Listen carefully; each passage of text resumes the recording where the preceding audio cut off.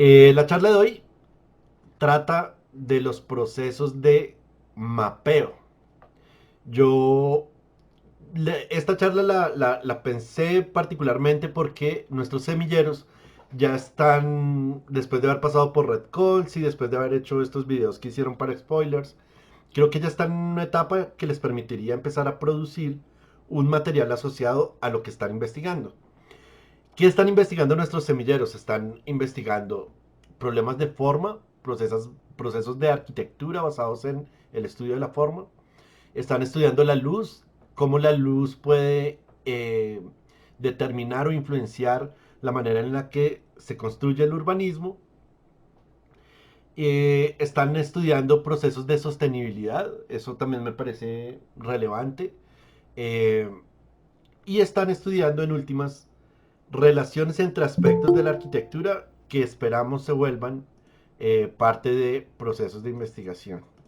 A ver que hay alguien por ahí. Permitir, listos. Bueno, entonces, en la medida en la que eso es lo que está pasando, yo creo que el mapeo sería la primera cosa que podrían hacer, entendiendo que las herramientas que les voy a mostrar generalmente tienen tres momentos. Un primer momento que es como de descripción de la situación que uno está estudiando, hacer un mapa del sector, del barrio, de la misma arquitectura. Uno puede hacer mapas pequeñitos de cómo funciona la arquitectura. Mapeos de una ciudad, mapeos del planeta entero, mapeos siderales, no sé. Pero digamos que hay esa idea. ¿Cómo están las cosas? ¿O cómo han sido? Es un mapeo antes de que yo empiece el proceso de investigación, antes de que yo empiece a relacionarme con las cosas. ¿Cómo están? Hay un segundo mapeo que puede ser el mapeo del momento de la investigación. Como estas investigaciones tienden a relacionar dos aspectos en un tema de arquitectura, pues yo podría mapear esa circunstancia exclusiva, ya no de cómo es el lugar, sino de cómo esos dos aspectos de la arquitectura están interactuando. Y un tercer momento del mapeo es que yo puedo hacer un mapeo hacia el futuro. Puedo hacer un mapa que ya no es como este levantamiento en el lugar de la información que está en el lugar, sino que yo puedo hacer un mapa a través del cual represento lo que yo quisiera que fuera la cosa que se da en un proceso de investigación en arquitectura. Entonces, por ejemplo, voy a citar aquí la tesis, digo yo ya, el proceso de investigación del grupo de Vanessa y Dana. Ellas quieren mirar cómo la luz influye en la manera en la que se dispone la arquitectura en los barrios populares. Entonces digamos que uno podría tener ahí un momento actual de cómo en este momento está el problema de la luz, un momento original, ¿cierto? Cuando se hicieron los barrios, cómo era este asunto, un momento actual y un momento futuro. Lo ideal sería que la relación fuera esta. No cómo está, no cómo fue, sino cuál es el ideal de la relación. Bueno, entonces, pensando en eso, el mapping. ¿Qué es un mapping? Stan Allen, que es como el teórico de los mappings, aunque hoy vamos a ver un par de mapitas de Tufte, analizados por Tufte y un artista, no sé cómo decirle a este tipo, es un ecónomo, estadístico, artista conceptual, que hace mapas, John Lydon, hacen diferentes aproximaciones a este problema, pero todos parten de la misma idea que yo voy a trasladar en términos de arquitectura, tal como mi profesor Mehmet lo pasó a términos de arquitectura, y es que la representación planimétrica tradicional que utilizamos los arquitectos siempre son planos como este que ustedes ven en pantalla. Es un plano de dónde será esto, de la Alhambra de Granada, ¿cierto? Una sección horizontal en la que los que somos arquitectos y entendemos el lenguaje gráfico con el que está hecho, podemos ver la distribución de los arcos, ¿cierto? Estas grandes naves de arcos sostenidos por columnas. Vemos algunos objetos dentro de ese campo de columnas que están todas a distancias más o menos iguales. Esos objetos son el lugar hacia el que se mira, el lugar donde se guardan las ofrendas, donde se suben las personas a hablar, se alcanzan a percibir las estructuras de los minaretes en las esquinas. Está acá el patio en el costado derecho con las tres fuentes para hacer las abluciones antes de ingresar. Bueno, digamos que si yo hiciera esta lectura desde un punto de vista arquitectónico, hay una información que está contenida en este plano que es estática. ¿Por qué? Porque está hablando de cómo es la arquitectura de un lugar.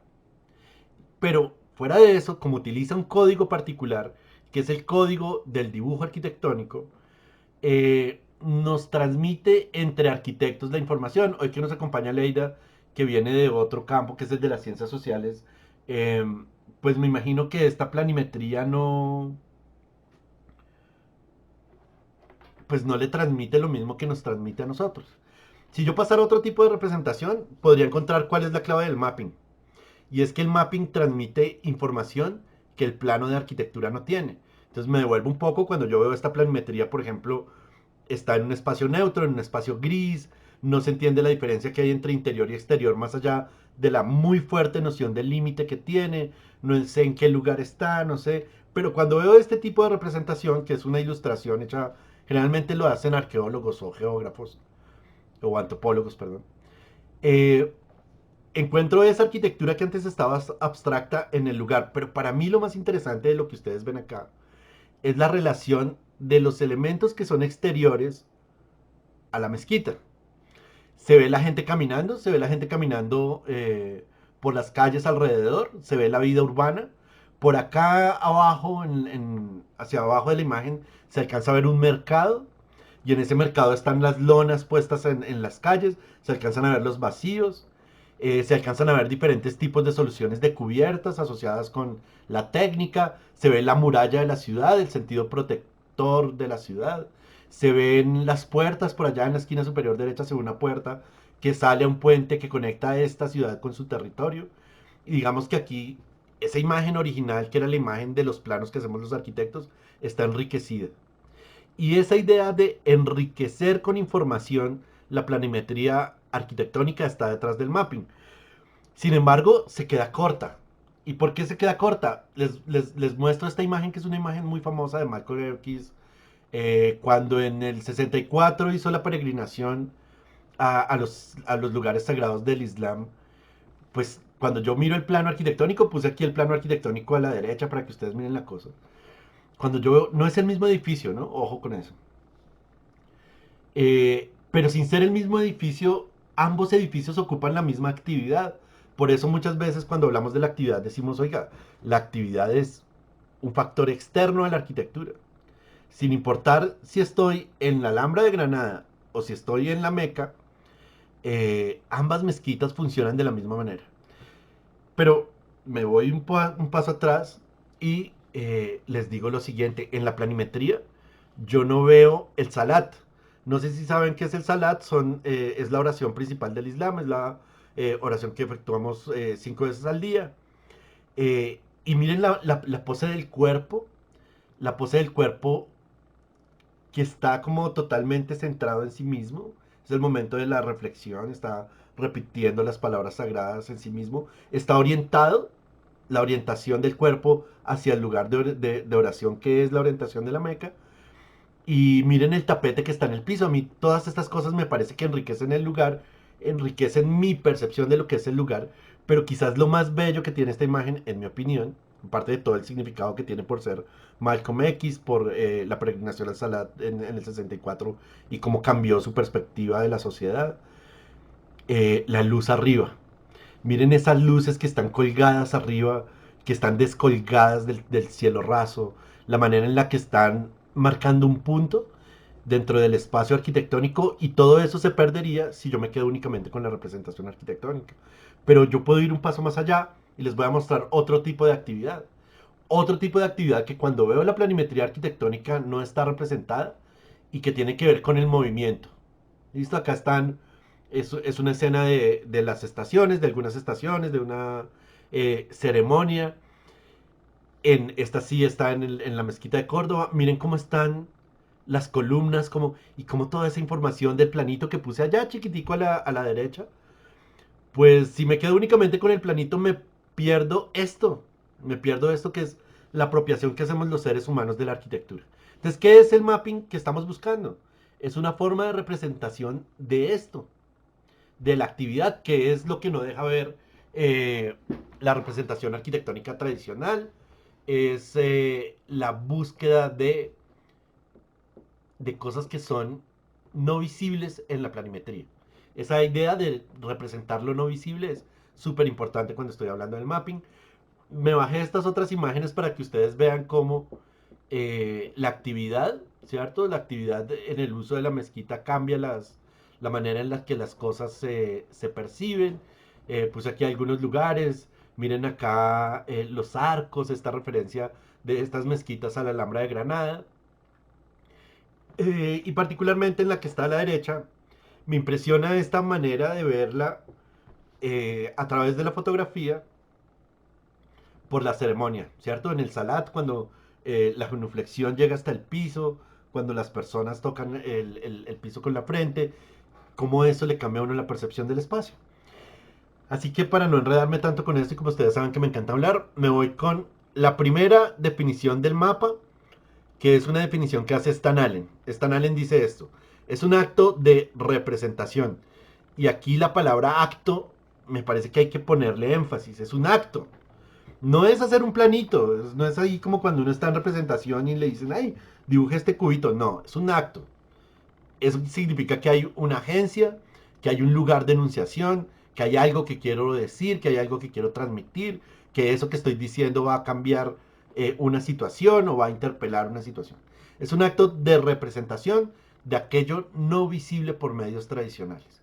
Entonces la pregunta ahí es, ¿qué es lo que es no visible por un medio tradicional? Pues, hombre, el lugar, la actividad y la técnica no son visibles. En las investigaciones que estamos hablando es que uno no puede ver la flexibilidad en una planimetría arquitectónica, uno no puede ver la luz en una planimetría arquitectónica. Entonces el mapa, este mapeo, este mapping, como les venimos diciendo, se vuelve una herramienta a través de la cual yo puedo mostrar esa cosa que no es visible.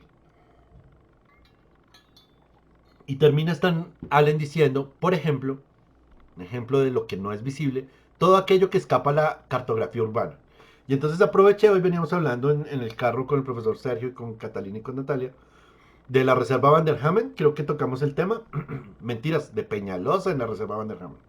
Entonces ese planito que ustedes ven ahí a la izquierda es el plano de la reserva tal como fue presentado en el programa de apropiación de los terrenos de la reserva.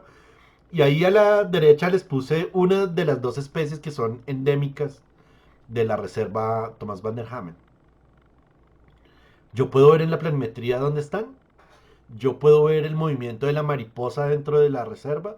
Yo puedo ver la relación que guarda la mariposa con el tipo de vegetación, con el tipo de clima. Ustedes saben que parte de la reserva, de la importancia que tiene la reserva, es que es uno de los últimos bosques de este clima frío que quedan en la sabana de Bogotá. Eso lo puedo ver en esa planimetría. Los mapas de colorcitos que hacen los urbanistas, eso me transmite la presencia de la mariposa. Lo que es más, me encontré este gráfico que es de Rafael Araujo. Rafael Araujo para mí es la persona más tramadora del planeta Tierra.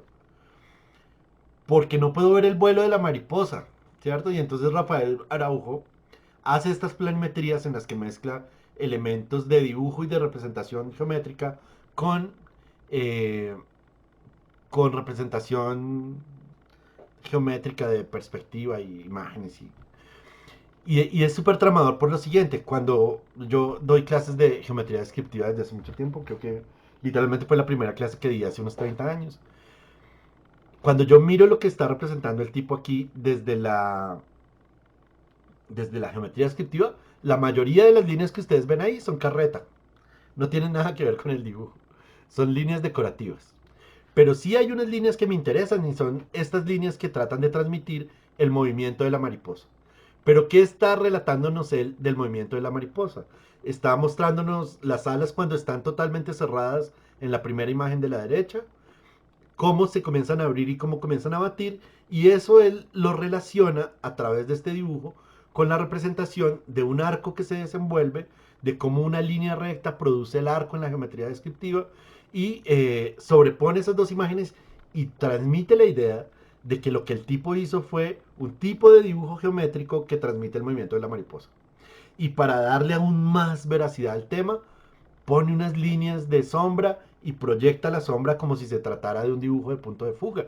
Está mezclando el instrumento del punto de fuga con la ilustración, con la representación geométrica de proyección. Y le pone un título como para tramarse a la gente, ¿no? Fibonacci y el vuelo de una mariposa. ¿Qué tiene que ver Fibonacci con esto? Pues nada. Pero capturé, ¿no? Logré capturar algo. Logré capturar a las personas, por eso la idea de acto de representación me parece tan importante. Logré capturar a las personas a que se detengan a mirar la maravilla que es que una mariposa abra las alas y se mueva por el espacio. En ese mismo sentido, uno podría decir que imágenes como esta están en relación con el mapping. Es la puerta de Brandenburgo en Berlín. La otra característica que tiene el mapping que señala Stan Allen es esta. Los mapeos dan cuenta de la ciudad, es decir, que tiene un carácter urbano. Da cuenta de las relaciones obviamente entre personas, del carácter espacial, perdón, de las relaciones, del movimiento de grupos poblacionales, de las fuerzas y los flujos en el territorio. Puse un poco malévolamente esta imagen del Pride para que ustedes comparen la puerta de Brandenburgo en una fotografía clásica, la arquitectura clásica, como hablábamos hoy en un comité curricular, eh, con toda esta carga que tiene de historia, la simetría, el uso de ejes, el uso de cosas, un lenguaje muy arquitectónico. Y de la mano izquierda, el uso real.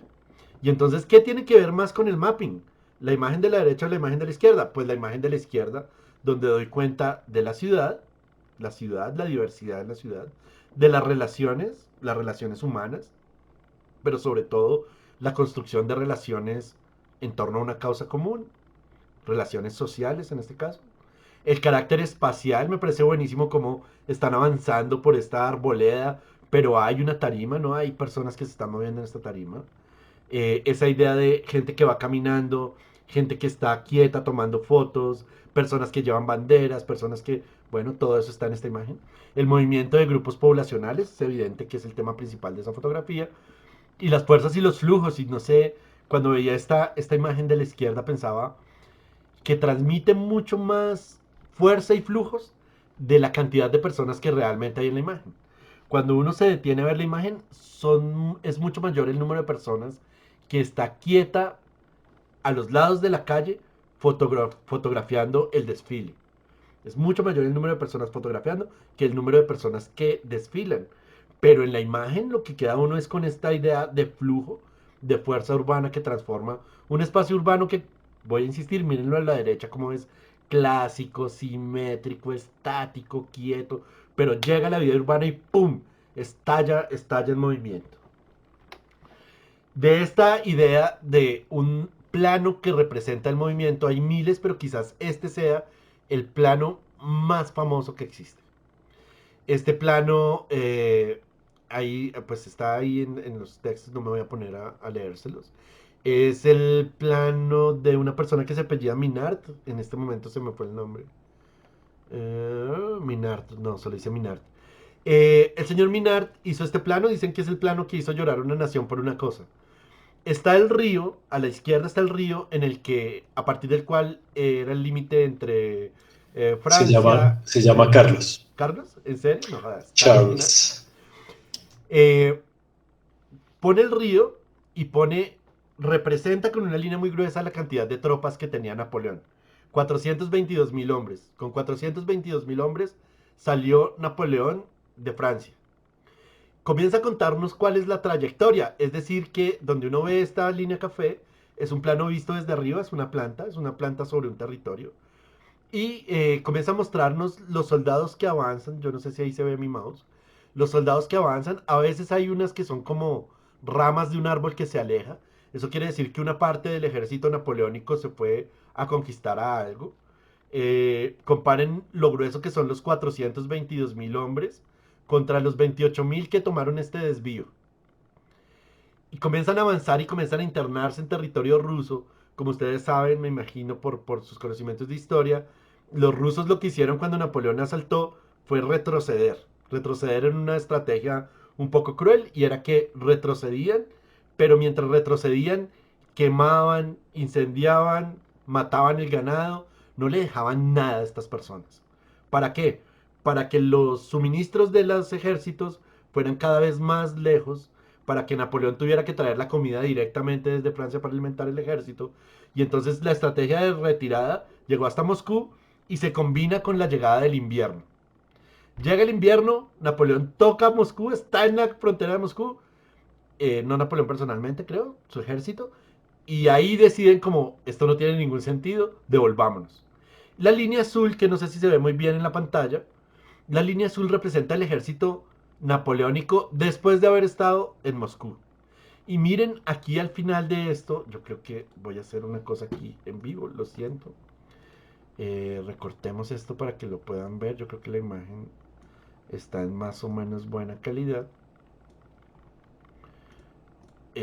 Para que puedan comparar, uy, se me deformó, para que puedan comparar la línea azul del que volvió del ejército, de los 422.000 hombres que salieron, volvieron 15.000, lo que esto significó para el ejército napoleónico. Y todo ese drama representado en la línea café contra la línea azul, pero este mapa no se queda ahí. Hay elementos acá que ya comienzan a hablar de cómo se hace un mapping. Por ejemplo, conserva, voy a acercarme un poco a ver si puedo aquí. Conserva nombres de ciudades, conserva nombres de ríos, a eso le decimos la toponimia. Aparte de la toponimia, es decir, de los nombres que le han dado las personas a los territorios, acá abajo pueden ustedes ver una representación en el número de unidades, representando como el grosor de las líneas, cuántas tropas fueron, cuántas tropas se volvieron. Y acá, en la parte de abajo del plano, propiamente dicho, está la temperatura. Yo preparando esta charla me puse a mirar y hay unos datos de temperatura que son espantosos. Menos 30 grados a las 6 horas. Menos 30 grados. No son grados de Celsius, son grados de la escala de Remer, pero imagínense el frío que debería estar haciendo. Menos 24 grados a la hora, a la 1 de la mañana. Menos 20 grados a las...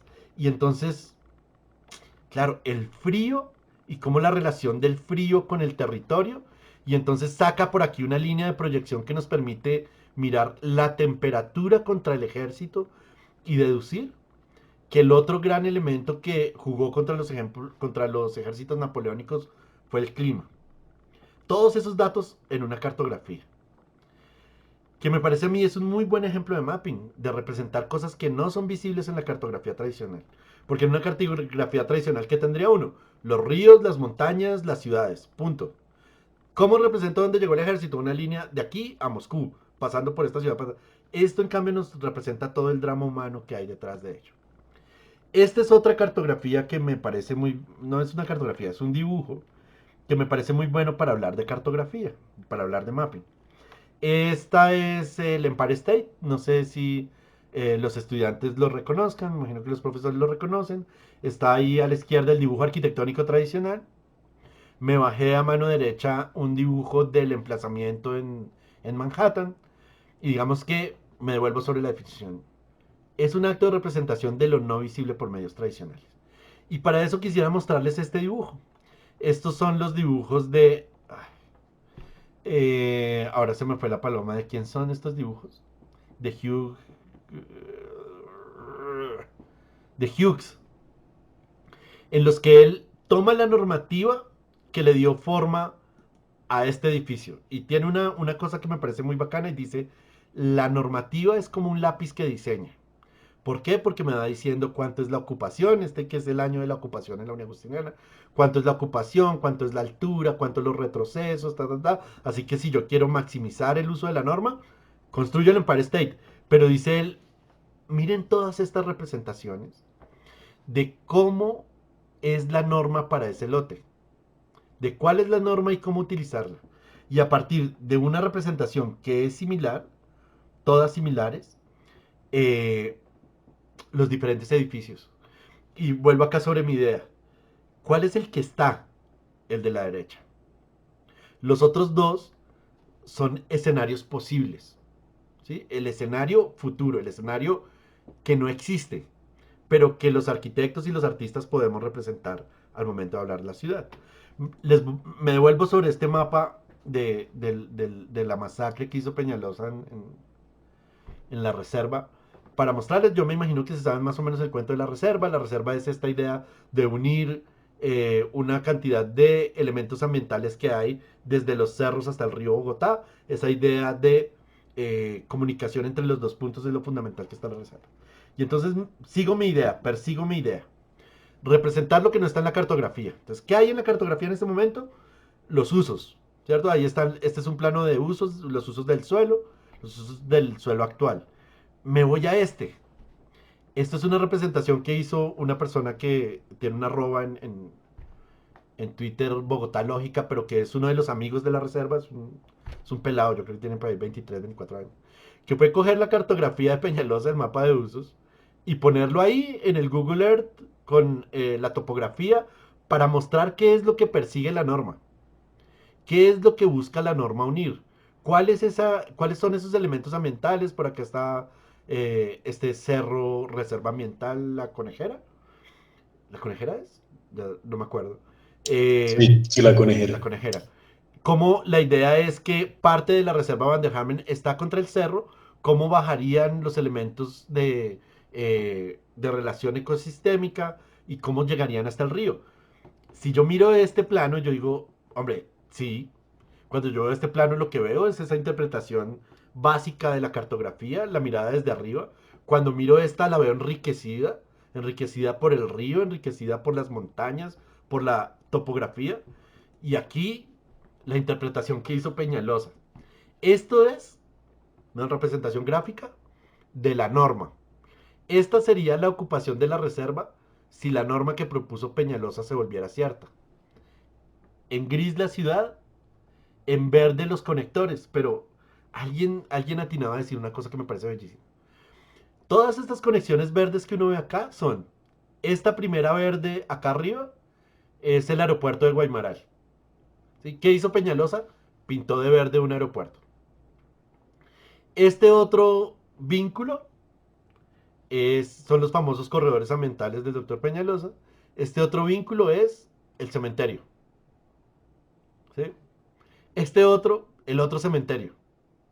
Y uno dice, hombre, entre este plano, en el que es más o menos evidente la conexión ambiental, y esta cosa, hay una cosa perversa, ¿no? Tal como puedo utilizar el mapping para construir un escenario ambiental, puedo usarlo para destruirlo. Y por eso la importancia de ser acto, es un acto de representación, es un discurso vuelto plano. Y me vuelvo acá, lo no visible. Esta es una de las imágenes que acompañaban el proyecto de Peñalosa, es uno de los renders, donde él mostraba cómo, me devuelvo un poquito, en estos puntos donde las avenidas que él tenía planteadas, que son Transmilenio, atravesaban la reserva, cómo sería la conexión para los animales. ¿Listo? Y entonces pone ahí en líneas punteadas cómo sería un animalito de tierra que va caminando por debajo del puente, o cómo los pajaritos, ¿cierto? Saltarían de árbol en árbol, atravesarían la avenida, ¿no? Parando en los árboles que nacen en un separador. La fantasía del render. Pero si yo le quito eso, miren cómo este plano es un instrumento ideológico muy fuerte. La gente ve esto y dice, uy, conexión ambiental, claro, es que véala, véala evidente. Hasta pinta ahí con un blur, le hace un blur a los buses de Transmilenio para que la gente no se dé cuenta de que esos buses van a matar todos esos pájaros, de que los animales no saben usar puentes, de que los animales tienen generalmente eh, miedo a la luz solar completa, más los animales de nuestro entorno. Eh, yo no sé, este plano me parece increíble, es un plano como lleno de descaro, pero para mostrar lo no visible me parece genial. Miren que con esas líneas, con esas flechas, mostraron lo no visible, que es lo de los animales. Y así hay muchos otros planos que son interesantes de ver en nuestro ordenamiento territorial. Otra parte de la definición de Stan Allen, que se las voy a mostrar con algunos planos de Bogotá, es esto. El mapping es un tipo de representación para buscar material proyectual. Es decir, que los arquitectos no hacemos el plano como, como si nada, por hacerlo. Uno va buscando algo. Uno va buscando que ese plano le da unos insumos para diseñar, para el proyecto. Este plano en particular, ¿alguien sabe de qué es este plano? ¿Alguno de los profesores, alguien que quiera prender el micrófono y decir? De pronto nuestro semillero, alguien del semillero. ¿De qué es este plano? ¿Qué creen ustedes que es?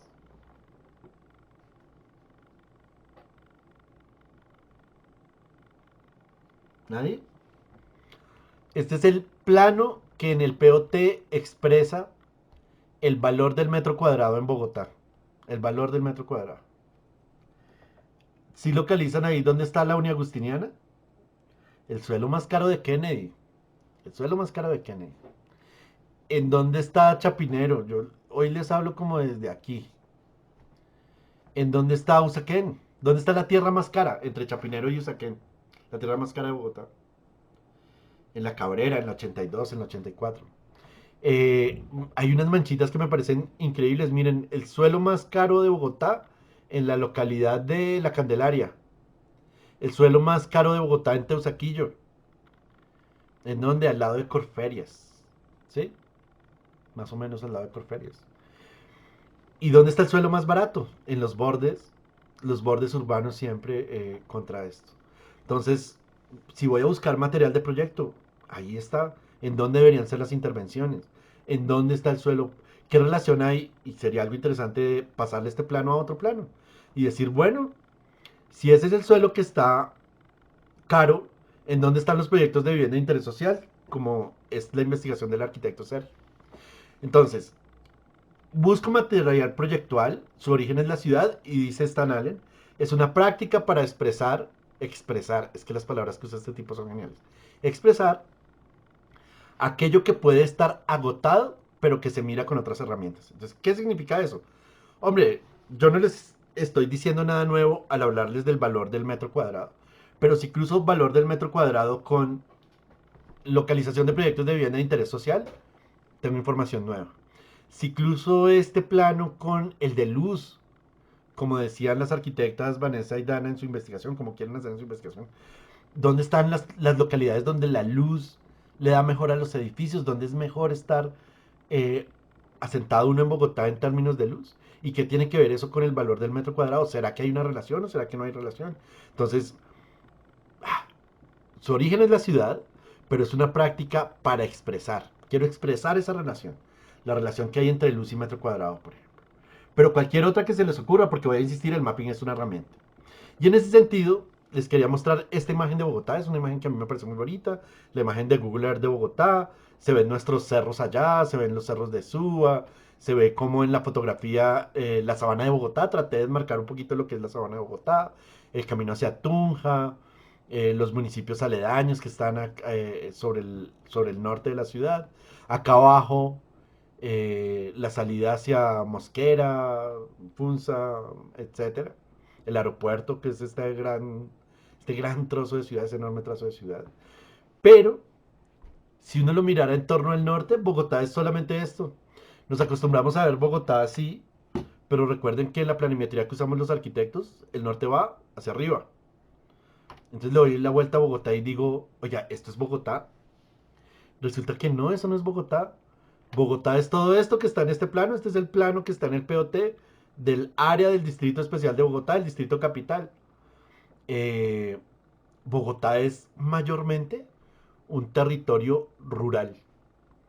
Y uno nunca queda en cuenta. Comparen la extensión de la ciudad, que es esta mancha verde más oscura en esa planimetría, contra lo que es el área rural de la ciudad. ¿Qué pasa en toda esta zona rural? Hombre, Páramo del Sumapaz, reserva natural. La ciudad no puede crecer para allá. Si la ciudad no puede crecer de Usme hacia el sur, ¿hacia dónde va a crecer? Pues a esta puntica que está aquí arriba en el plano. ¿Y qué es esa puntica que está allá arriba en el plano? La reserva Tomás Van der Hamen. Entonces, ¿cuál era el problema de Peñalosa? Hombre, si yo declaro la reserva, Bogotá no tiene dónde crecer. ¿De qué van a comer los que viven de la explotación del suelo? Pero sumémosle otro plano. Si yo cojo este plano y lo pongo encima de este otro, Bogotá realmente es así de grande, comparado con su territorio rural. Y si ahora comparo los precios del suelo con esa geografía, ¿qué tiene que ver los precios del suelo con esa? Ah, miren aquí, donde el verde se vuelve más intenso, donde el precio de la tierra es más alto, donde el verde se vuelve más intenso, donde el precio de la tierra es más alto. ¿Qué es esto?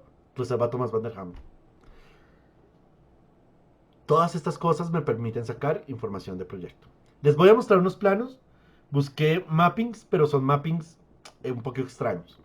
Porque obvio, si yo quiero hacer un plano sobre el precio del metro cuadrado, lo que necesito es ponerme en una revista muy juicioso a mirar cuánto vale el metro cuadrado en este lado. Cuánto. Lo que hizo el profesor Sergio, pasó un derecho de petición para que le pasaran unos shapes que tiene el distrito para poder hacer sus planimetrías. Hombre, pásenme la edición por estratos, pásenme la edición del metro cuadrado, pásenme y yo comienzo a trabajar sobre ellos. Este es un plano que me parece súper, súper bonito. Es cómo estaría dividido Estados Unidos por el nombre que predomina en un estado. Miren que aquí está dividido las Jessicas hacia el occidente, las Ashleys hacia abajo, Jennifer aquí, Amanda aquí porque estos son los estados que tienen frontera con Canadá, con los grandes lagos en Canadá. Por aquí hay un Jennifer que tiene que ver con que ahí queda Staten Island. Y por aquí le saqué, vamos a ver si esto funciona. Ay, no, no me funciona porque no estoy en presentación. Abrir el vínculo. Y me encontré aquí en Reddit este plano. Miren, este plano son diferentes mapas de Estados Unidos, dependiendo de cómo ha cambiado esa división de los nombres. En 1966 por una canción que se llamaba Lisa, casi todos Estados Unidos. Michelle, Kimberly. Miren aquí cómo van cambiando, ¿sí?, el nombre que predomina en cada estadio. ¿Qué es esto? Un mapping. Estoy entendiendo el territorio a partir de una información que no se ve en la representación tradicional. Esperemos a ver si esto continúa hacia el 80. Creo que esto tiene datos hasta el 90, si no me equivoco. 87, 88. Uy, no, tiene muchos más. Espérenme, lo adelantamos porque tampoco nos vamos a quedar acá. Emily por... Emma por Friends. Madison, Isabela. Después hay un predominio de Isabela que no sé por qué se dio. Sofía en el 2010. ¿Tendrá que ver con el mundo de Sofía, el libro? Bueno, me devuelvo a mi presentación. Ay, espérenme, cierro esa ventana porque si no... Uy, no, la voy a embarrar. Listos. Otro mapping acá. Este es un poco más complejo. ¿Cuál es la cosa por la que es más... por la que es líder un país en el mundo? Colombia por la lluvia, Brasil por la mayor cantidad de copas del mundo, Rusia o ese territorio de allá arriba por los raspberries, ¿cómo le decimos a los raspberries en español? Y las cabezas nucleares, Groenlandia, que realmente, que día vi un mapa y Groenlandia no es así de grande, pero por el espacio personal, recuerden que estos son nieves perpetuas. Bueno, la mayor cantidad el sitio donde viven más premios Nobel, Estados Unidos, pero también donde es más probable morirse porque lo atropella uno una podadora de pasto. Este mapping que ven ustedes acá arriba, este mapa, me pareció súper, súper interesante. Es qué tan cerca está una cadena de distribución de pizza de una casa, de vivienda. Y me pareció súper interesante, ¿no? Todo este costado, el costado oriental, súper super poblado. Y esto que aquí, donde se ven estos espacios grises, es lo que llaman los norteamericanos la América Profunda, donde viven los mormones, donde viven las comunidades evangélicas, donde obviamente no hay servicio a domicilio de pizza. Este otro lo voy a agrandar si se puede. También es un plano que me parece súper lindo. Es un mapa que describe el territorio a partir de los rumbos que han tenido todos los ciclones de la historia humana desde que se guarda un récord, desde que se guardan un archivo de las rutas que tienen los ciclones. Miren cómo describe el territorio de una manera totalmente distinta, cómo algunos penetran en el territorio, cómo otros están en el mar. O este otro plano, que es un plano mucho más cercano a nosotros, un plano que muestra la distribución de los de los edificios según la época de construcción. Esto prácticamente sería como un mapa en torno al patrimonio en Manhattan. Bueno, hasta ahí como que es un mapa. Y ya me eché una hora, Dios mío. Les quiero mostrar esto. Esto es un trabajo de un taller de diseño que se llama Atelier Wow. Esto tiene que ver con nuestra investigación. Ellos producen este tipo de mapas, son mapas de arquitectura. Ellos hacen un estudio de tipologías urbanas en Tokio. Este en particular se basa, el plano que ustedes ven se basa en una cosa que tienen los japoneses que se llama el espacio cero de representación. Es un mapa que se llama ukiyo-e. Es un tipo de representación similar a la axonometría. Tan similar a la axonometría que muchos ven en este tipo de plano el origen de la axonometría como la conocemos en el diseño industrial del siglo XX. Este plano que está aquí es uno de esos planos tradicionales, aunque este es más contemporáneo, la técnica sigue siendo la misma. Silografía, imágenes que muestran simultáneamente cubiertas o el perfil frontal. Este tiene un poco más de perspectiva de punto de fuga. Lo que hace Atelier Bauau es encontrar unos edificios en el territorio de Tokio, una zona donde los edificios tienen tipologías particularmente interesantes. Ellos van a mirar el uso contra la forma del edificio. Voy a insistir, el mapa como relación de dos variables. Y sacan este, por ejemplo, que es un edificio que está al lado de una autopista. Uno puede venir por la autopista y parquearse en el edificio, entonces tiene una plataforma de parqueaderos que está conectada con eso.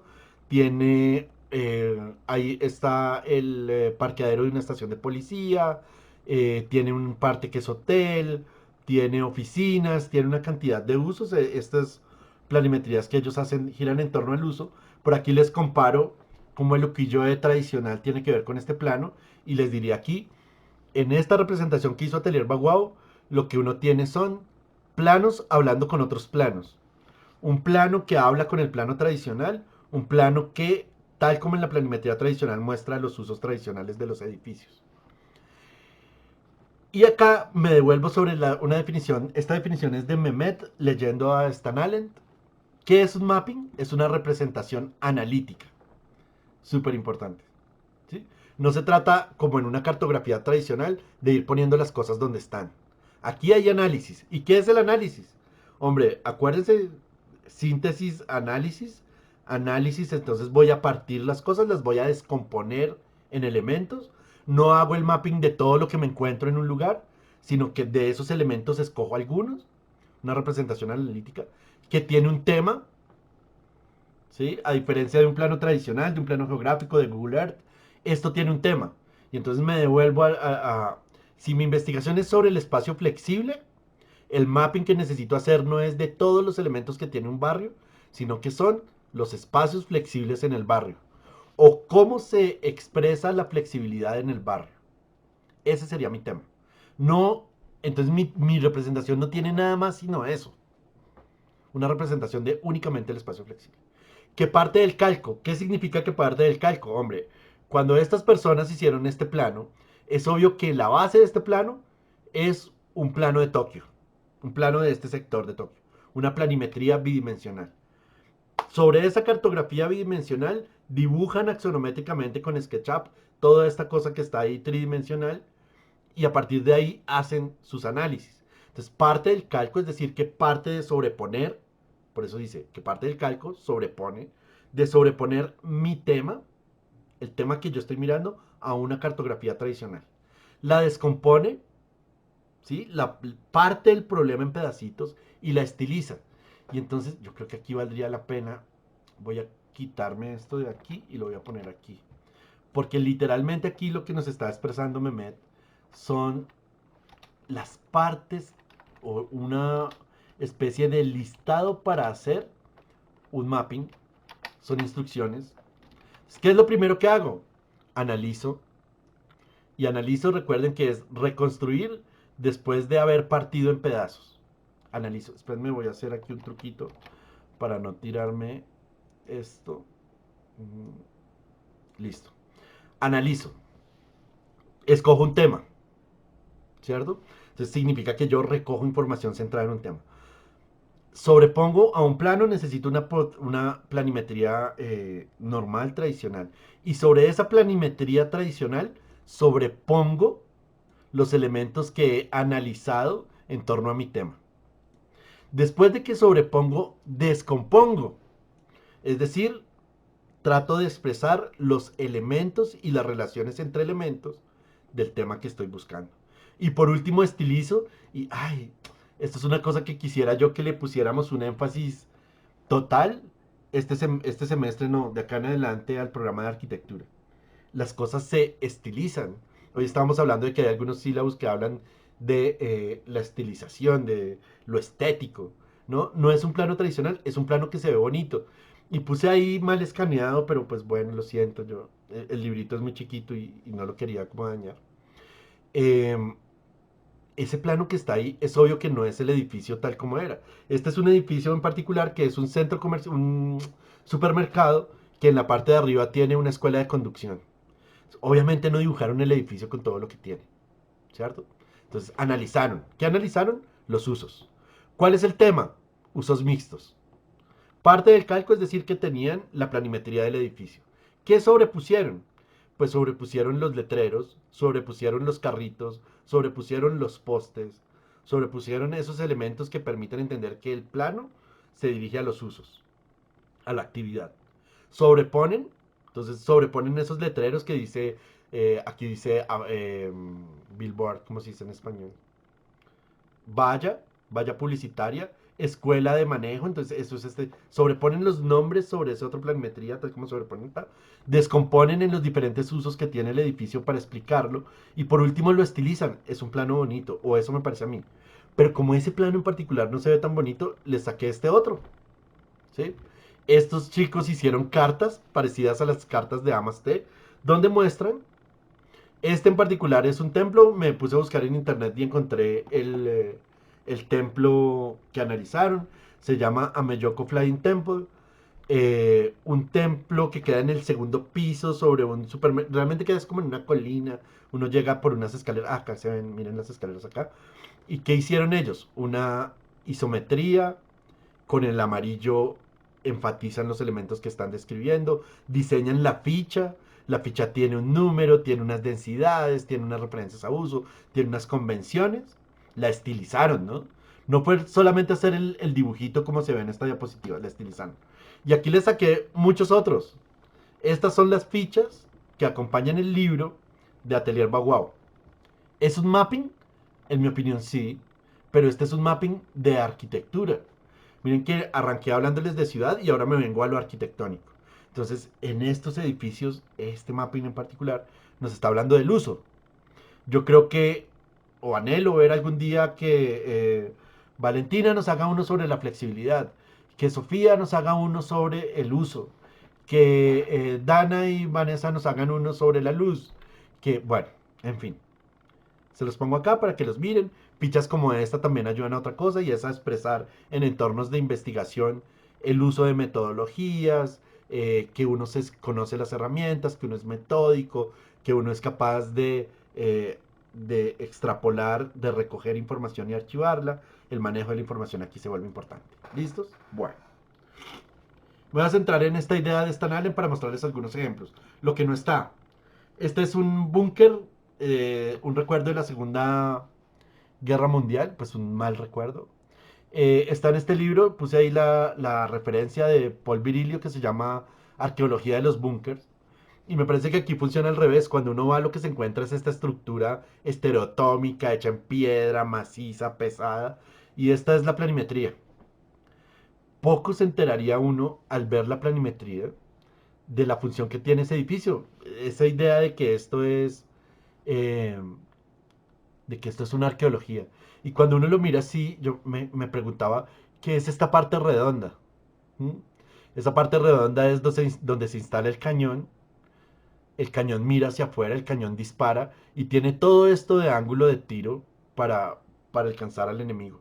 Y miren todo el concreto que refuerza esto para que no lo puedan atacar desde afuera. Bueno, sigo con la idea de pasos. Entonces, Mehmet definió estos tres momentos para hacer un mapping de mi proyecto. ¿Listos? Entonces ya estoy pasando de qué es un mapping a cómo se hace. Lo primero que se hace es recoger. ¿Recoger qué? Recoger información. Yo no hago el mapping sentado en mi casa. Olvídese. Yo tengo que ir al territorio y mirar cómo son las cosas. Y digo aquí territorio un poco con ironía. Yo tengo que ir a la ciudad, yo tengo que ir. Por eso muchas veces invito a los estudiantes a que hagan el trabajo de grado en su barrio, en donde viven. Vaya y conozca el barrio en el que vive. Pero no lo va a hacer de cualquier manera. Como es un mapa de lo no visible, yo primero tengo que encontrar qué es lo no visible que quiero analizar en el mapping en relación con mi trabajo de investigación. ¿Qué es lo no visible? Pues lo urbano. Lo que es lo urbano. ¿Y qué es lo urbano? Pues la vida, las relaciones entre las personas, las escalas de relación entre las personas. Voy a buscar cosas que son fragmentarias. ¿Por qué? Porque a diferencia de un plano tradicional, las cosas no están puestas unas al lado de las otras. Las cosas en una cartografía de estas, puede que me salga, me voy a volver a la cartografía de Bow Wow, por aquí. No se ve tan claramente. Aquí. Cuando uno mira los edificios que ellos recogen, los edificios están sueltos en la mitad de manzanas. ¿Por qué están sueltos en la mitad de manzanas? Porque así es el urbanismo en Tokio, sí. Pero es muy probable que en los espacios que ustedes ven vacíos ahí, hay otros edificios que no eran de interés para la elaboración de la cartografía. Y ellos solo recogieron los que les parecían interesantes. Por eso se habla de que el mapping es fragmentario, se arma con fragmentos. Eh, Toponimias, voy a insistir en que para que la gente reconozca el plano que yo hice, necesito dejar nombres, como los nombres de los ríos en el plano de Napoleón. Necesito dejar nombres de calles, los usos que tiene la gente. En la Gran Colombia recién ingresé, había una investigación que era ¿de dónde salen los nombres de las calles de la Candelaria? Bueno, listo, miremos. ¿Para qué? Porque esos nombres están grabados en la cultura de la gente. Y alguien que los encuentre los va a reconocer. Y recojo informaciones sobre redes de espacios. Es decir, si mi problema es el de la luz, si yo voy a recoger información de lo no visible que es la luz, en relación con las relaciones humanas, si no voy a mirar todos los edificios, sino que voy a mirar algunos edificios en particular que tienen una circunstancia de luz, pues entre esos edificios comienza a establecerse una red y esa red de espacios es lo que yo voy a tratar de transmitir con el mapping. Y esta sería la primera etapa. Yo recojo información. ¿Y cómo la recojo? Yo me voy a volver acá. Con fichas. Tengo que ser cuidadoso. Tengo que decir, oiga, las fotos de la 1 a la 50 en mi teléfono son de tal edificio. Y anotarlo. La foto desde la 51 a la 70. Son de otro edificio. Anotar eso. ¿Cuál edificio? ¿Dónde queda? ¿Quién es el autor? ¿En qué año se hizo? ¿A qué periodo pertenece? Todo eso necesito registrar. Después voy a interpretar esa información. Y para el interpretar, yo les sugiero que siempre actúen poniendo dos variables en conflicto. Yo puse aquí unos ejemplos, pero no son todos los ejemplos. Por ejemplo, voy a interpretar a partir de la información que recogí la relación que hay entre lo público y lo privado, entre lo ordinario y lo extraordinario, entre lo poroso y lo no poroso, entre porosidad programática y lo contrario, que sería como la solidez programática, el predominio de un solo uso. Voy a mostrar lo recintado contra lo no recintado. Esa contraposición es lo que voy a interpretar. ¿Y cómo lo voy a interpretar? De manera gráfica. Cuando ya he sacado conclusiones de cómo se desarrollan las cosas, voy a tener cuidado de graficar. Las interrelaciones entre objetos y escalas. ¿Listo? Acuérdense de los sistemas de objetos y los sistemas de acciones. Los objetos están referidos a los elementos que están dispuestos en el territorio. Para nosotros, los edificios. Las escalas, la escala municipal, la escala territorial, la escala de la localidad, la escala barrial, se saben las escalas por el POT, no me... Trato de armar taxonomías y clasificaciones. Es decir, como yo estoy observando un solo fenómeno, la flexibilidad, trato de descomponer esa información que he interpretado en qué tipos de flexibilidad hay. Y a cada tipo de flexibilidad le asigno un nombre. Eso es súper importante para que mi cartografía, mi mapa, transmita diferentes niveles de información sobre el problema que yo estoy hablando. Les recuerdo acá que es el carácter espacial de un fenómeno, que el problema de los arquitectos es el problema de la forma que tiene el espacio. el carácter espacial de un fenómeno arquitectónico, es decir, que si voy a recoger el tema de la luz, no es que voy a recoger cuánto vale el recibo de la luz en cada casa, que eso sería un buen indicador tanto de cuánta luz natural entra como de no. Lo que me interesa de eso no es la plata ni es, no, es el carácter espacial. Cómo la ausencia o la presencia de la luz altera la disposición de ventanas, la disposición de la cámara, y eso es lo que voy a tratar de transmitir con mis gráficos. Hay que incluir atributos, atributos que tienen las cosas, atributos de cantidad, de calidad, de color, de olor, en fin. Tengo que mostrar grupos poblacionales, cómo los diferentes actores que están en un territorio participan de un fenómeno, las fuerzas y los flujos entre ellos, y el tránsito. Ah, bueno, y esto de aquí, uy, me quedó mal escrito tránsito, espérense, lo corregimos. Y esto que está aquí es muy importante. Lo voy a sacar por aquí aparte. Voy a tratar de transmitir. Ay, ¿qué pasó? Voy a tratar de transmitir el tránsito, es decir, el movimiento. Voy a tratar de expresarlo con un vector. Ese vector debe tener un tamaño. Voy a devolverme el mapa de Napoleón. Entonces el tránsito es la ida desde el río hasta Moscú. El vector era esta cosa gruesa que representa el ejército moviéndose de un lado al otro, que después se vuelve más fina. Eso me está mostrando también la fuerza y el flujo. Y la dirección en un sentido y después en el sentido contrario. Yo les pongo aquí ejemplos. Por ejemplo, este ejemplo a mí me parece muy lindo. Es un tipo que se puso a graficar. eh, Luigi Bagnetti se llama. Se puso a mirar cómo era el plano actual de la ciudad de Roma, si no me equivoco. Sí, Roma. ¿Cómo es el plano? Literalmente el plano de Roma, y lo comparó contra el plano que hizo Alberti en 1450. Y comenzó al sobreponer un plano sobre el otro, a encontrar las diferencias de interpretación del espacio urbano para las personas de hoy y para las personas del Renacimiento, sobre un mismo objeto. Imagínense que yo llevara eso a términos de un mapping para mi investigación. Voy a hacer un mapa desde lo que las personas perciben y lo voy a confrontar con el mapa que arroja el POT. Voy a arrojar un mapa, hoy estábamos hablando de una cosa en el camino para acá que me hizo pensar en eso. Voy a hacer un mapa que recoge los olores. ¿Listo? ¿Cómo son los olores respecto a dónde es bacano vivir en Bogotá? Por la avenida Cali, ¿no? Y ese olor de la avenida Cali que está terrible a veces por la tarde. Y a ese mapa de los olores le voy a sobreponer el del costo de la tierra. Y voy a armar una relación ahí. Un mapeo. Esta es una obra de arte, Andy Warhol. Recoger información. Este me pareció súper súper interesante por otra cosa. Esperen un segundo, me voy a mover aquí, me voy a traer esto para aquí. Y me voy a ir también para aquí arriba y me voy a traer esto para acá abajo. Si lo estoy viendo desde el análisis, ¿qué hizo Andy Warhol para esta obra de arte? Que, ojo, yo creo que esta obra de arte es súper mentirosa y que nadie baila así, pero bueno. Analizó el movimiento del cuerpo en el espacio. Su tema, los pasos de baile. ¿Qué parte del calco? Uy, ¿cómo hizo él para saber dónde estaban los pies? Entonces tuvo que tomar unas fotografías, tuvo que mirar un video, tuvo que relacionar ese video con una cinta métrica, o lo que hizo fue lo contrario.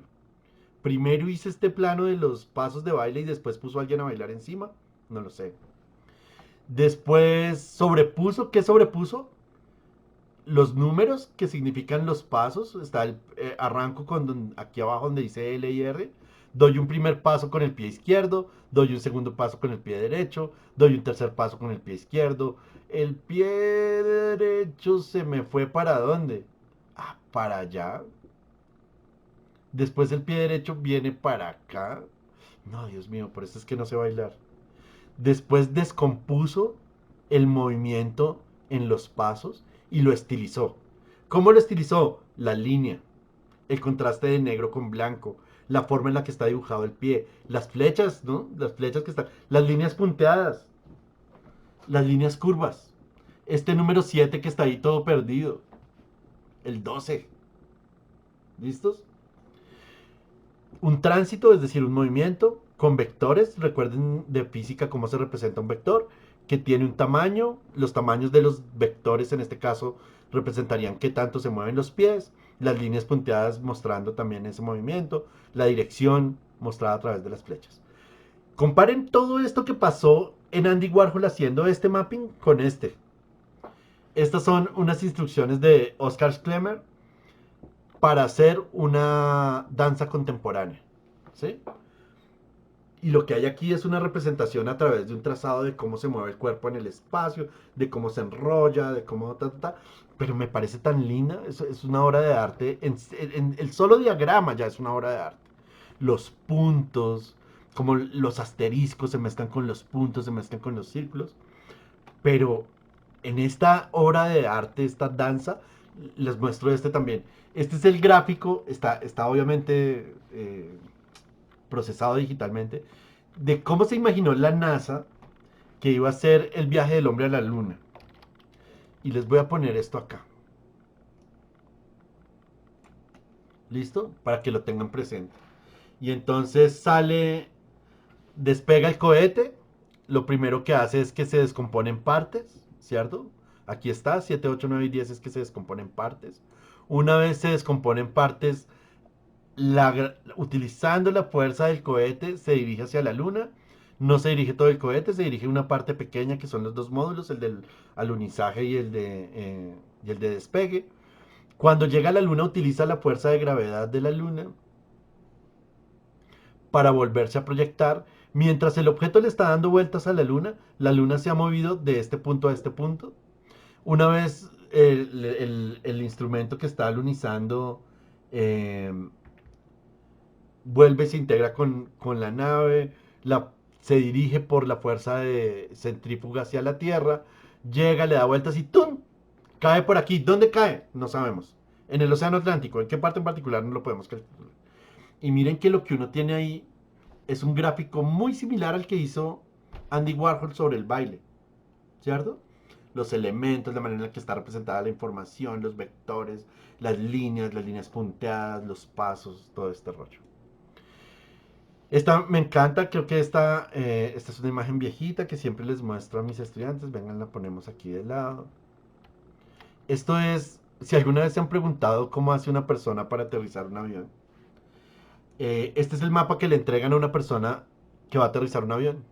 Le dicen dónde está la pista de aterrizaje, cuáles son los vectores más grandes, qué sentido tiene la pista, hacia dónde va el viento. Y lo que esa persona hace es en un segundito interpretar todos estos datos que están acá para aterrizar el avión con seguridad. De hecho, en este gráfico que está aquí abajo a la izquierda, le dan los ángulos de inclinación que debe tener la nariz respecto a la pista. Está todo súper bien expresado. Listos. Entonces, yo saqué aquí datos que son importantes de tener en cuenta de la presentación hasta este punto. El mapeo es de lo que no está, la idea de flujo, la idea de cómo se ocupa el espacio, las cualidades que le voy a asignar al espacio, las toponimias y los flujos de personas. Y sigo. Entonces Mehmet le propuso a sus estudiantes que utilizaran, voy en la mitad de la presentación y llevo ya 2 horas, que utilizaran estos. Si estos tres son los primeros pasos, recoger, interpretar y graficar, estos tres serían los tres siguientes y es, ahora voy a estilizarlo. ¿Cómo lo estilo? Para recoger la información, Mehmet propone algo que se llama la deriva.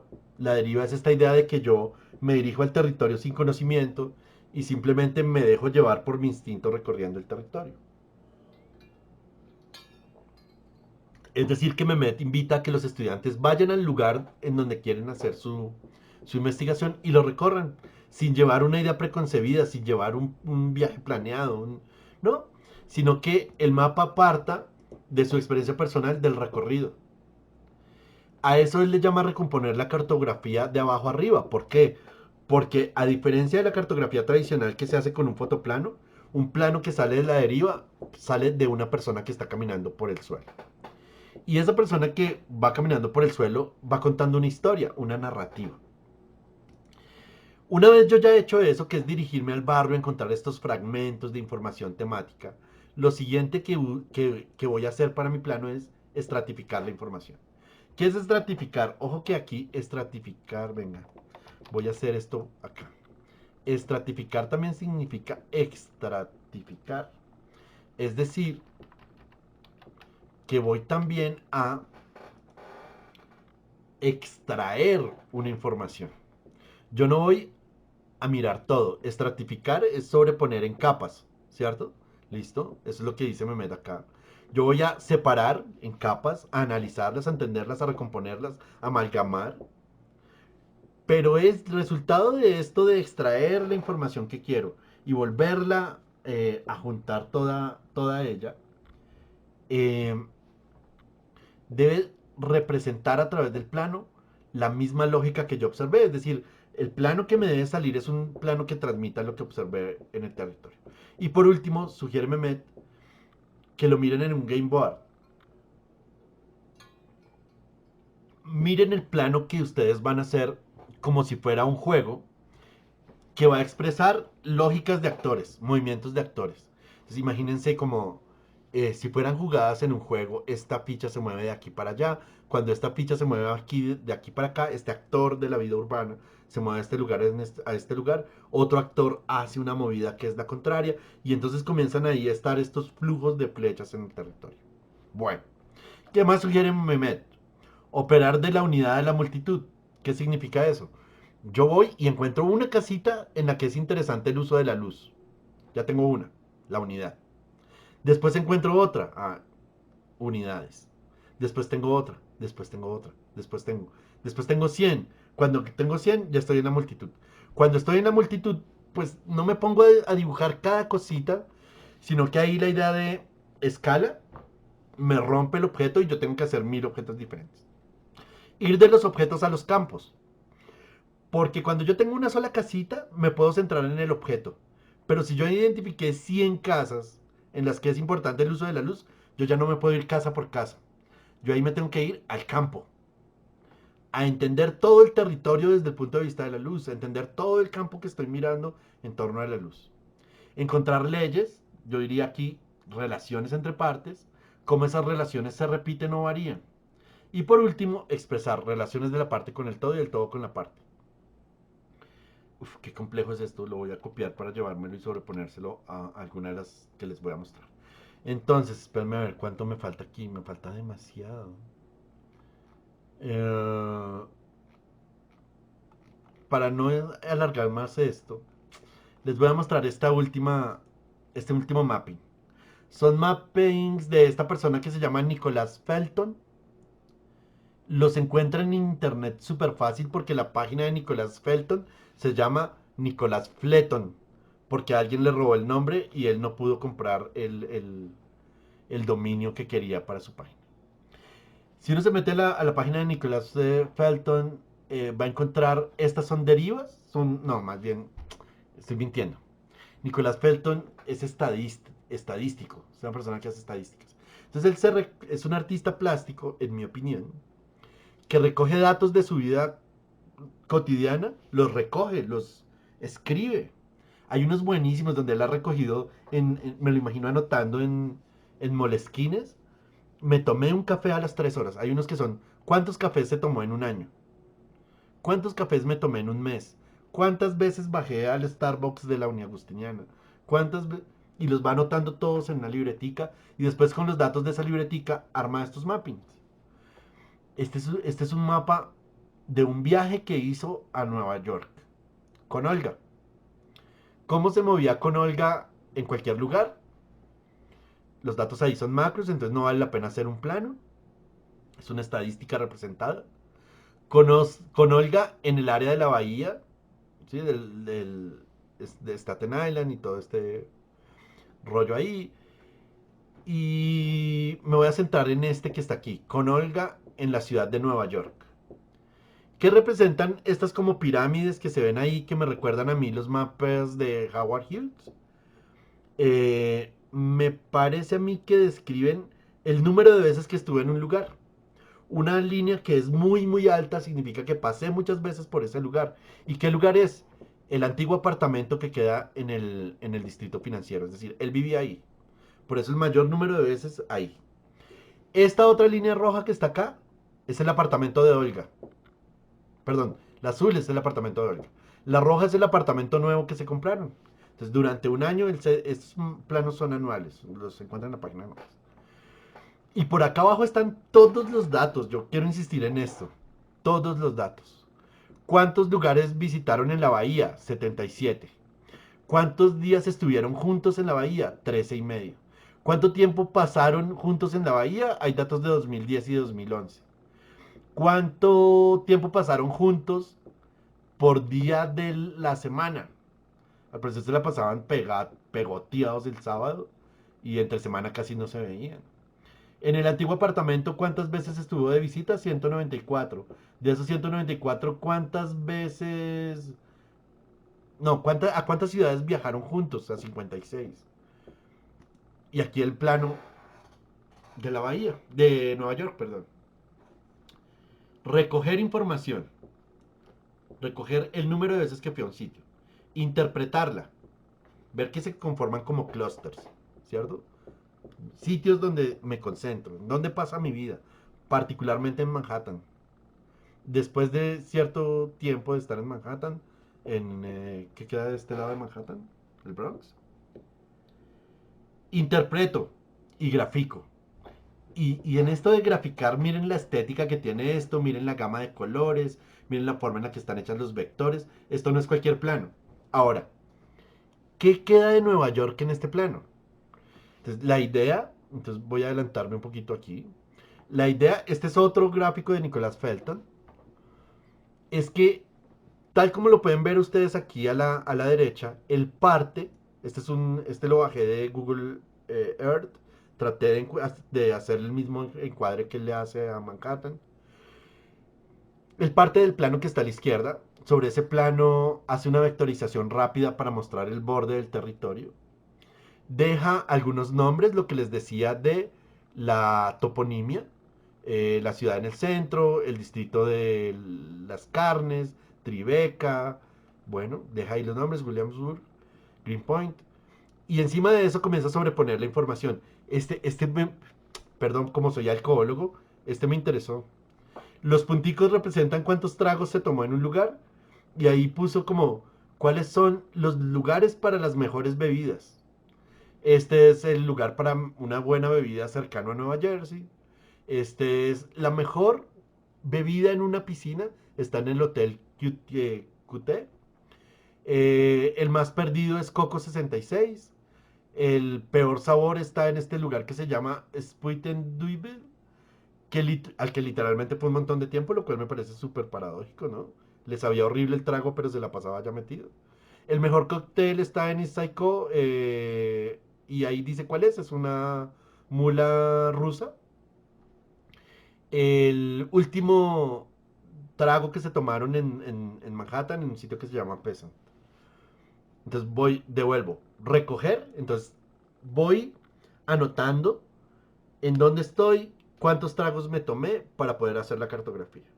Interpreto los clústeres de lugares, entonces es obvio que en este lugar de Manhattan se reúnen, es obvio que hay unos que están más lejanos, esa interpretación también tiene que ver con los diámetros de los círculos, y después lo grafico, el escoger los colores y todo este rollo. Este es uno que me pareció súper lindo, se llama ¿Dónde estás en Nueva York? Y particularmente retoma viajes en el tema de Nueva York.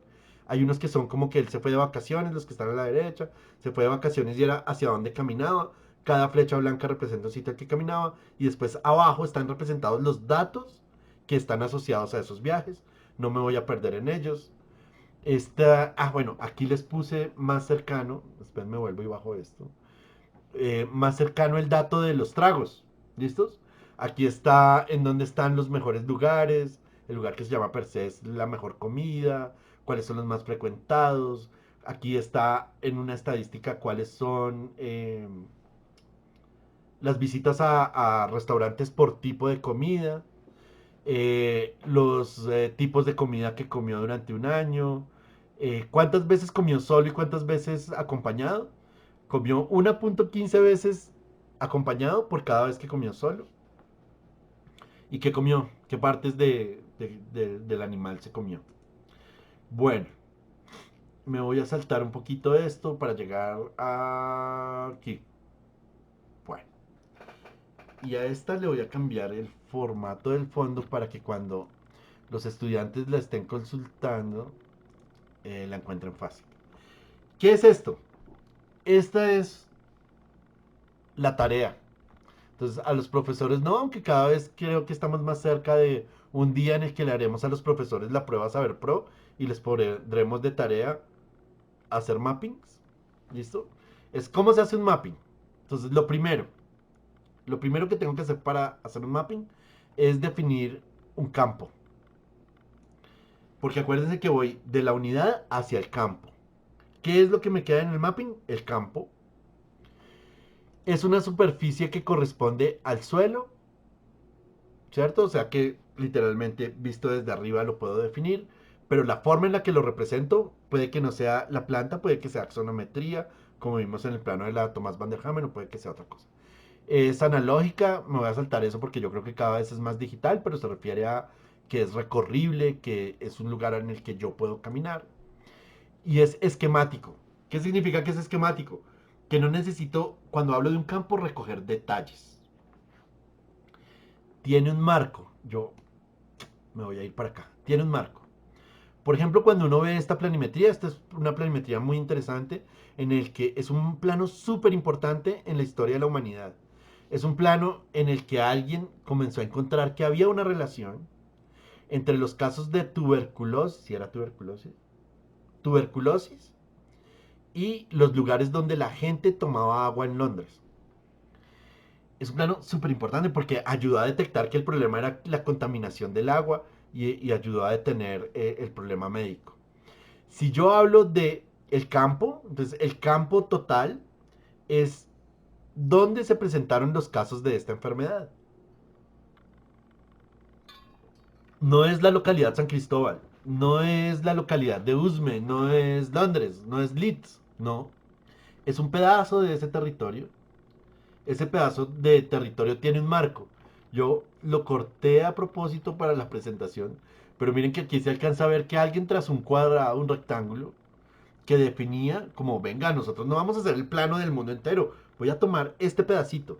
Y ese pedacito encuadra, encuadra. Ojo con eso. Este marco encuadra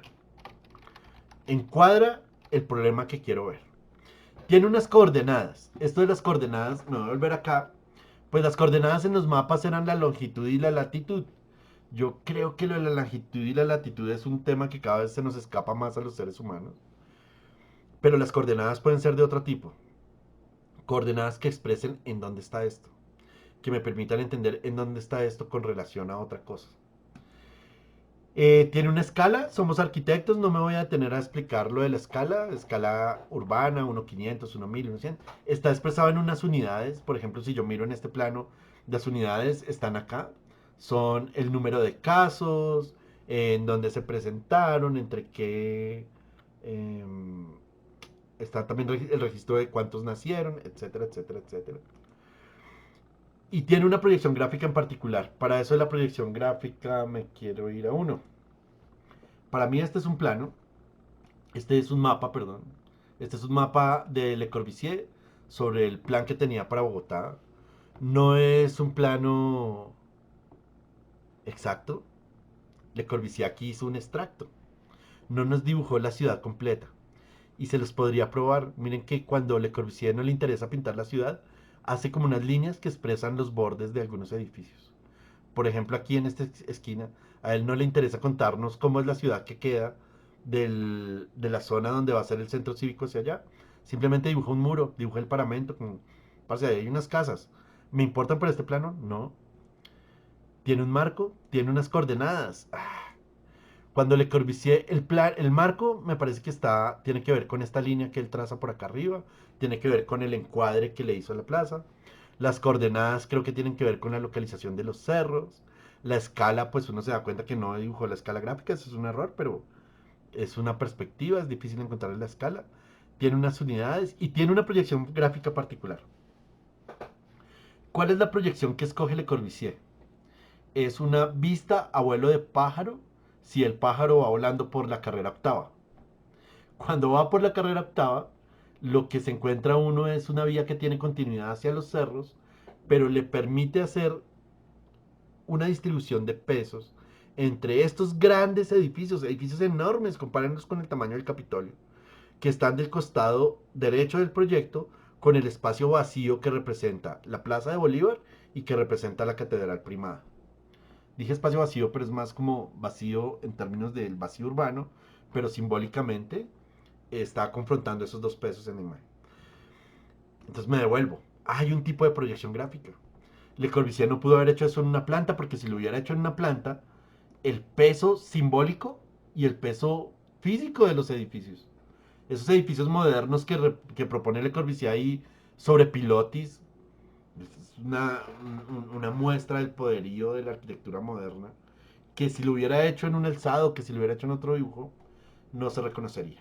Bueno, entonces estas son características del campo. Entonces lo primero que hago es organizar mi planito. Voy a dibujar encima de esto. Lo segundo, este es difícil. Yo no dibujo todo, como se los he dicho antes, sino que lo que dibujo es un extracto. En las ciencias sociales, en la sociología, en la antropología es más usual esta palabra, la palabra milieu.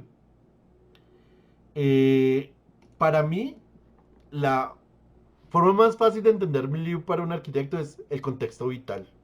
Un milieu es un contexto de vida, es un contexto de objetos vivos, de objetos de la experiencia. Entonces, ¿de cuál experiencia? ¿Se acuerdan que una de las sugerencias que hace Mehmet es ir y recorrerlo? Entonces, la cartografía que voy a hacer, el mapping, parte de una experiencia, de mi experiencia de vida. Y por eso lo que voy a hacer es un milieu. Ese milieu de objetos están recogidos en el campo. O sea que este extracto se dibuja encima del campo que he definido antes. ¿Y cómo he definido el campo? Poniéndole un marco que encuadra, unas coordenadas, una escala, unas unidades, una... En ese milieu, en ese contexto que voy a armar en lo que ya escogí como campo, voy a poner objetos. Voy a insistir, me voy a volver a esto. Objetos. Es que Le Corbusier no dibujó todo. Estas linecitas que uno ve acá no son pasto. Son indicadores de, oiga, ahí hay más ciudad. Pero no me interesa. Lo que me interesa a mí es la intervención en el centro histórico. Pongo cantidades. Cantidades. Y para eso el mapa de Felton, ¿no? Las cantidades, las acá. Me voy a llevar este también para allá. Las cantidades representadas gráficamente. Cantidades gráficamente. Pongo velocidades. Ay, en este plano de Felton no se sienten las velocidades, pero que miren que sobre la horizontal hay líneas que son azules que unen puntos y hay unas líneas que son rojas. Rojo, obviamente la velocidad a la que iba en un sentido o en el otro. Miren la velocidad por Manhattan, ¿sí? Lo que se demora caminando en Manhattan. Pongo fuerzas y trayectorias porque estas tres características están asociadas a la idea de vector. O sea que si yo hago una abstracción, lo que tengo en el milieu son objetos, cantidades y vectores. Vectores que muestran que relaciones entre los objetos que están en el milieu. El trazado es lo que me queda final. Entonces, yo ya definí un campo, definí un espacio geográfico sobre el cual voy a interpretar mi cartografía. Definí un extracto, es decir, que no voy a dibujar todo, sino que voy a dibujar unos objetos y unas relaciones entre esos objetos. Y finalmente lo voy a expresar en un trazado. ¿Qué es el trazado? Relaciones graficadas con genealogías. Me devuelvo acá. Relaciones. Relaciones entre un objeto y el otro representadas en un viaje, en este caso en particular, que están expresadas como genealogías en el sentido de que hay unas que son azules y hay unas que son rojas, como diferenciando tipos de viajes. Eh, recogidas en una interpretación creativa, es que esto es un genio, parece. Una interpretación creativa. Es decir, que voy a tratar de hacer un mapa que deslumbre a los demás. No es el mapa más fácil que se me ocurrió un día porque tengo una tarea que hacer, no. Es una interpretación creativa. Esa idea de lo estético, de que está estilizado, de que está mejor dibujado, de que es bello, está ahí detrás de eso. No es un calco, es decir, que no se trata de hacer un mapa, sino de representar estructuras de relaciones. Y entonces yo me atreví aquí a anotar unas características que debería tener ese trazado. Ese trazado debe tener jerarquías, porque no todos los elementos que uno recoge en un campo tienen igual importancia para el problema que estoy yo analizando. Por ejemplo, acá es evidente la importancia que tiene para Nicholas Felton el apartamento antiguo.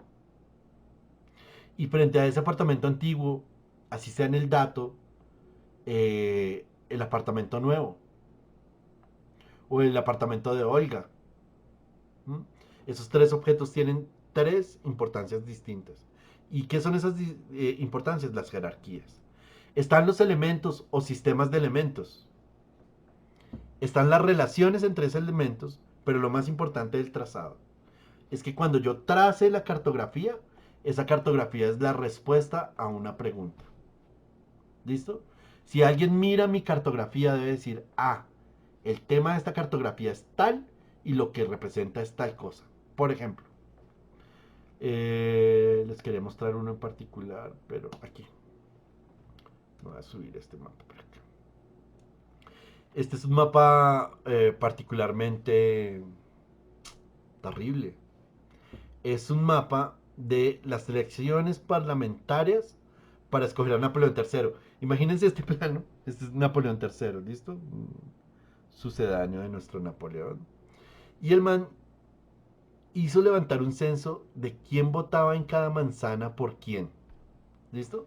Imagínense que vinieran aquí en plena democracia a golpearle la puerta a uno y a decir, ¿usted votó por Petro o votó por el Centro Democrático o votó por el ingeniero? Hicieran un mapa de eso.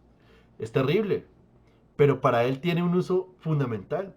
Aquí él puede encontrar dónde están sus rivales políticos y dónde están sus aliados políticos. ¿Qué pregunta resuelve este mapa? Hombre, la distribución de los votos. ¿Quién vota por quién? ¿En dónde están los sectores? Traigámoslo al presente. Los sectores conservadores y los sectores progresistas. ¿Qué lugares ocupan en la ciudad? ¿Cuál es su cantidad? Si ven que los cuadritos tienen diferentes números, diferentes proporciones. Con solo verlo, encuentro jerarquías, encuentro elementos, puedo suponer relaciones y encuentro la respuesta a una pregunta. Entonces, para los semilleros, la tarea es muy fácil. Al terminar esta semana, yo quisiera que nos compartan cada uno de ustedes en un pecha cucha la idea que tienen para hacer su mapping. ¿De qué va a ser su mapping? ¿Cómo va a ser? De hecho, si pueden hacerlo de una vez y presentarlo acá. Estamos los profesores, se unieron un montón de profesores que no están en el intersemestral, pero que siguen vinculados con la universidad, así sea espiritualmente. Bueno, preséntenlos acá, nos dicen acá, y ya tendrían aquí un primer producto para su investigación, un mapa que representa las relaciones del problema que quiero investigar. ¿Listos? Yo voy a parar ahí. A este momento llevo más o menos una hora y media hablando. Quisiera ver si alguien tiene alguna pregunta, si alguien quiere aportar algo, si alguien quiere decir algo. Y les voy a hacer una notica mientras todos preparan sus preguntas. Invité a los profesores porque me gustaría que los profesores incluyan la elaboración de mappings como temas en las clases que estamos viendo. Particularmente de quinto a séptimo semestre. La idea de que nuestros estudiantes no sigan calcando planos del POT, que no sigan copiando planos de usos, sino que arranquen procesos de investigación en el aula, donde recorriendo lugares de la ciudad sean capaces de expresar esas relaciones. Porque no se los conté, pero algo que se deduce de todo esto es que si yo hago del mapa un game board, es decir, que si yo entiendo la ciudad como un tablero de juego, las relaciones del tablero del juego se las puedo pasar de un sector al otro. Y, por ejemplo, para entender procesos de gentrificación, podría entender como un tablero de juego las movidas de compra de terrenos o las llegadas de personas nuevas y pasarle ese mismo esquema de relación a un proyecto nuevo y tratar de predecir hacia dónde va a coger el proyecto. Y les ponía un ejemplo hoy a los profesores con los que me vengo de la Unión Agustiniana, de hecho pasé con Aleida el fin de semana por el Bronx, el nuevo distrito creativo. Y cuando pasamos, pues está horrible, está horrible. ¿Por qué? Porque el doctor Peñalosa copió la idea del Bronx en Nueva York, donde comunidades de hipsters, de artistas, de gente un poco con plata, se apoderó del barrio y desplazó a la comunidad negra que habitaba el barrio. ¿Qué hizo con eso? Pues trató de copiar una lógica de los actores gringos y trató de ponérsela a un proyecto en Colombia. ¿Qué pasó? Pues fracasó totalmente. ¿Por qué fracasó totalmente? Porque copió el tablero de juego, pero no copió las reglas. Y las reglas de lo que pasa en Estados Unidos no se pueden transferir al 100% de lo que pasa en Colombia. Entonces, tratar de hacer un proyecto a punta de hipsters en un país donde los artistas plásticos no son hipsters, sino personas también sumidas en la precariedad, ese fue un error terrible. Bueno, no sé si alguien tiene alguna pregunta, si alguien quiere preguntar algo. Como siempre, simplemente abran el micrófono y pregunten. Y si nadie tiene nada por preguntar, pues dejamos ahí. O si alguien quiere opinar algo, no solo preguntar, sino si alguien quiere opinar algo. ¿Listos? ¿No hay nadie? Bueno, voy a parar la grabación ahí